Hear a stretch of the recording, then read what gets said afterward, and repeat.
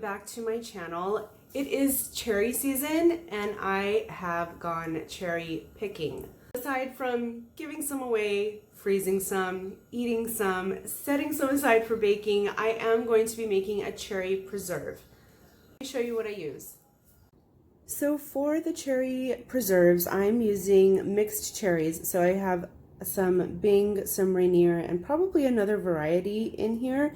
I'm going to be pitting them and slicing them in half. I'm going to be using the rind of a lemon as well as about a tablespoon of the juice, 1 cinnamon stick. I'm using sugar in the raw, but you can use regular white sugar if that's what you have. And I will also put in a little bit of salt and my chia seeds. Now to pit them, I actually have a cherry pitter where you can place the cherry like so and then just press the pit out, and then I'll just be slicing them in half. This one happens to be a really good one. It's stainless steel, it's machine washable. It has a lock on it at this end, so, and then it also has a guard that you could put over. I will try to find something similar and link it down below in case you're interested. You can also use a chopstick, but that can get a little bit messy, I feel. So this is just a little bit more easier. Just make sure to protect your workspace. Maybe, you know, wear an apron or something because cherries do stain. So to the pot, I do want to add a good pinch of salt. I would say just shy of half a teaspoon.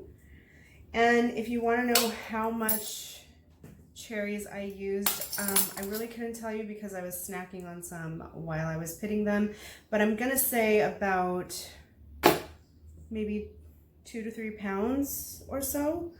And I also want to peel the zest of a lemon. This lemon is a little bit on the smaller side, but you know, you can use as much or as little as you'd like. I do like the flavor from the zest. And the cherries are fairly sweet. Some are tart. This is why I like to use a variety, because you get a variety of flavors, but I still want to add some sugar. So I'm just gonna do this sparingly right now, and then if I want to add more during the cooking process, I will. And a cinnamon stick, a little bit of water to get this started, and then this is gonna go on the stove and cook. Then as it starts coming to a simmer, you're going to just stir on it every so often. Make sure, you know, that the bottom, of course, doesn't burn, but you can also start mashing the fruit a little bit. And you can eventually taste for sweetness if you want to add more sugar or not. And I'm just going to let this cook until the fruit breaks down and it becomes a thick consistency or a thicker consistency. The chia seeds I add at the end. Okay, so this is about maybe 10 to 12 minutes of cooking. It's not done yet, but I do want to keep simmering this for a little longer. And I'm going to prep my jars in the meantime. So this is about after 35, maybe closer to 40 minutes, and I happen to like this consistency. I'm going to take out the lemon peel and the cinnamon stick. And then to this, I'm going to add my lemon juice. This is about a tablespoon. And I have about 2 heaping tablespoons of chia seed.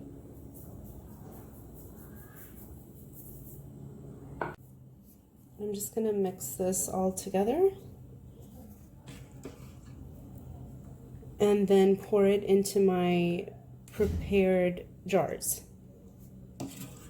Okay, so I sterilize my jars in the microwave because I'm not doing, you know, like a dozen jars. I'm doing 2, maybe with a little bit of leftover, and I'm just spooning my preserves in here.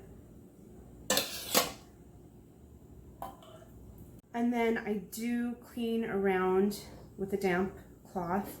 Just be careful because the jar is rather hot, as well as the preserves inside the jar.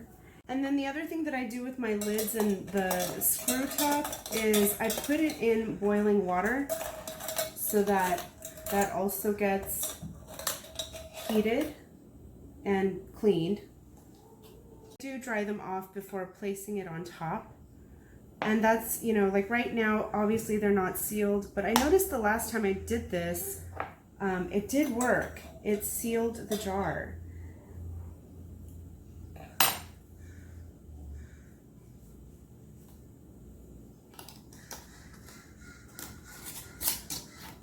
So I ended up with 2 jars from this batch, and what I want to do with this, I want to keep this hot for as long as possible.